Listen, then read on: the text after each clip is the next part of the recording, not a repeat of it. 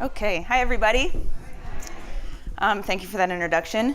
So I am going to talk about Greenpeace, which I think probably most folks are familiar with. And Greenpeace was founded in 1971. And one of the things that hasn't changed at all is this idea and this commitment to the idea of direct action, that if we believe in something and we are working on issues, that we actually have to do something about it. And that nonviolent direct action is still the most powerful and effective tactic for change. Nonviolent direct action has a long and very profound history. Let's see if I can work this thing. And it goes across many, many movements, right? Greenpeace didn't invent direct action. For us, we specifically use direct action to expose problems and promote solutions to lead us to a green and peaceful future. And there's no one way to define an action. It can be any activity where people are standing up for what they believe in or speaking truth to power. But kind of more important than that for us is the personal journey that it takes people on that reaches into their deepest hopes for a better world. So each activist has to come to a place where they are willing to say for themselves that this is something that I care so much about that I'm willing to do this action and take whatever consequences come from it. And this is the most powerful part of the direct action. And this actually is the story that we should be telling. So how you define whether an action is effective obviously depends on what your objectives are. But kind of at a fundamental level, it's when your audience, whatever that is, stops what they're doing and pays a little bit of attention to what you're doing.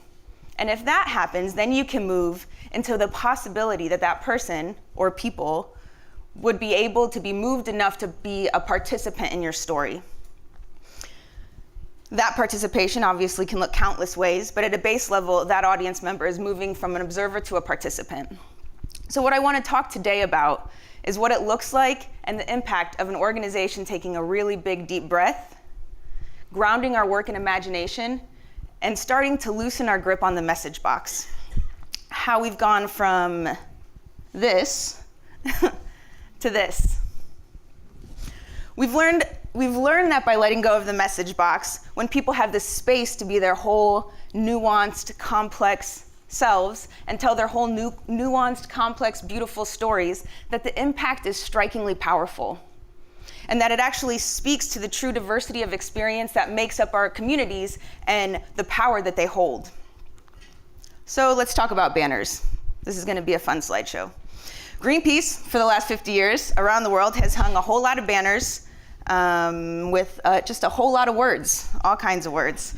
I'm going to try to flip and talk. So in today's saturated and ever-rich data environment, actions that were once, really remarkable are now totally ignored.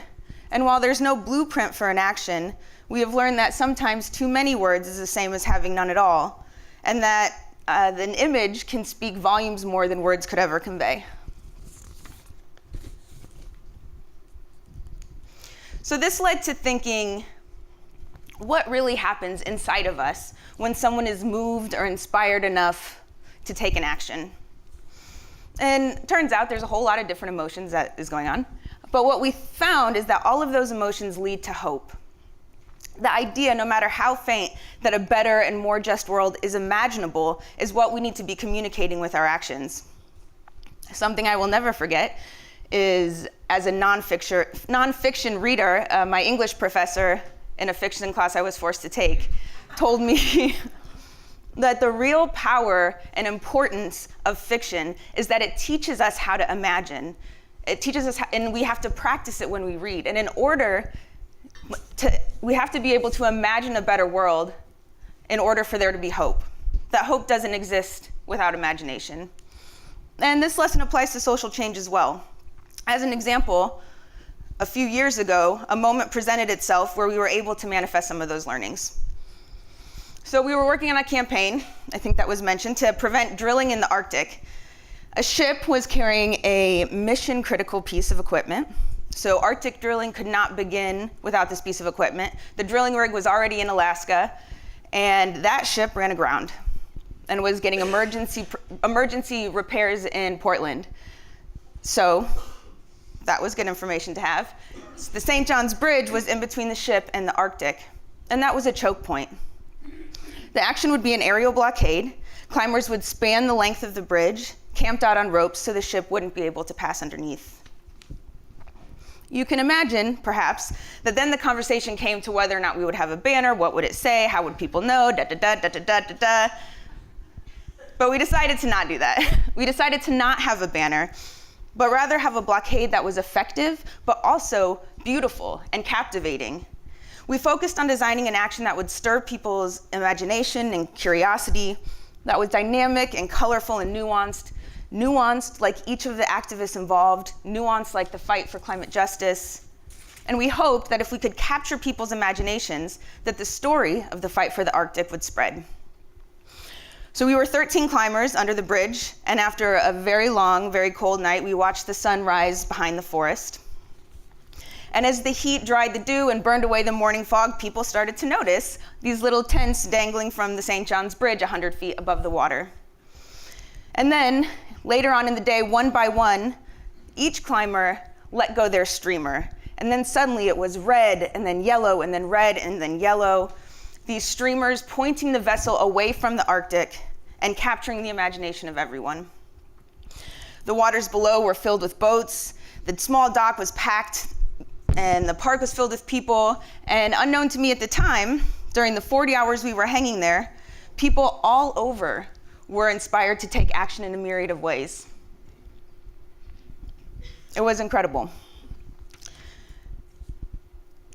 These giant fluttering banners became these kinds of icons of resistance. They struck something inside of people's imagination that gave them hope that there was a possibility in the world that we might just win. And the story spread all across the globe.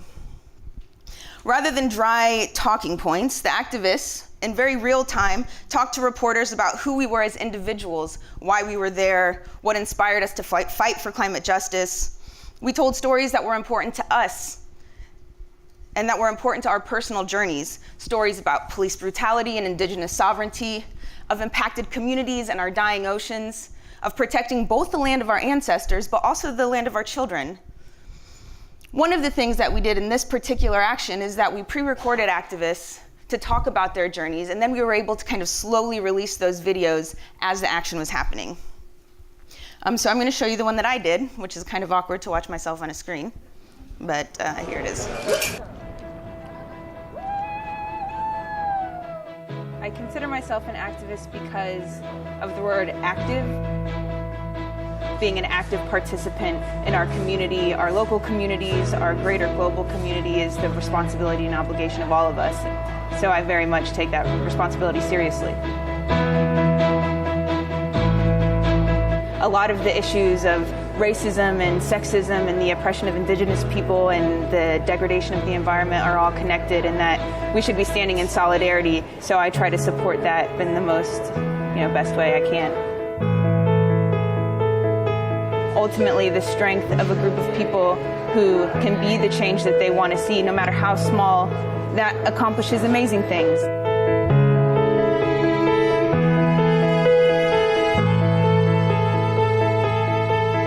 I think what is so moving, I guess, and why I'm so inclined to stand against Shell is that Shell represents so much of the corporate dominance and greed and power that is unjustly held, controlling our governments, influencing our president.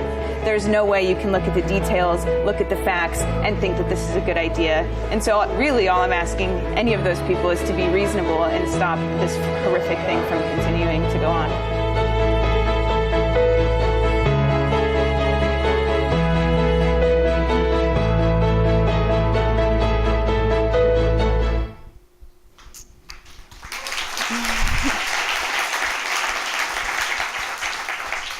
We have amazingly talented people working in the comms department and the video department at Greenpeace who made that video.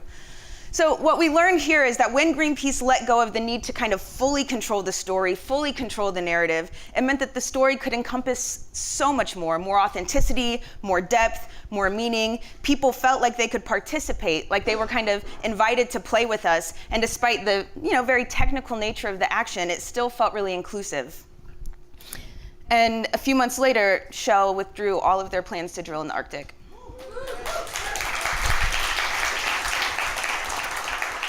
And that was really a victory for everyone. So fast forward to last year, and we found ourselves in a very different situation. One where many of our communities were being targeted, and years of victories through struggle were being upended and just entirely erased. Many people felt desperate, helpless, attacked. And there was no ship coming. There was no train to stop or tree to climb. But we wanted to do something. We wanted to invigorate our movements and also send a very clear and unmistakable message that we are powerful and that we will not be silenced by fear. So we chose one single word, and that was resist. But more important than the word we chose was that we painted it inside the rays of a brilliant and rising sun. While the activists were on the crane, I was lucky enough to walk through the streets, and I could actually hear people wonder, talking to themselves, imagining, telling each other what they were resisting or what they hoped someone else would resist, and how the banner and the people in the image made them feel inspired and hopeful, and that the commanding pulls of the bright yellows and deep reds against the gray DC sky, which was actually very blue that day, to be real, called us all to hope. And from the top of the crane, you can't see her in this photo, Nancy, who was on Facebook Live, told the entire world that this banner was a love note to the movement.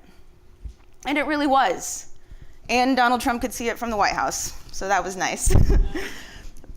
Because the fight for the future is an interrelated one that calls on all of us to understand how racism and patriarchy and environmental degradation are invariably connected, we really must make more space and hear more voices. And if we want to bring about social change, we have to let go of the control of some of the messaging so that we can ignite imagination. Our tactics, our actions need to represent at the heart all of the people who are really at the heart of these struggles and lift up the diversity of experience, because this will necessarily create space for other people to paint themselves into the story, to fill in the blanks with their own truths and their own struggles, and imagine themselves in the future that we should all be demanding. And that is what engenders hope. And with hope, action, and with action, a more just and better world. Thank you.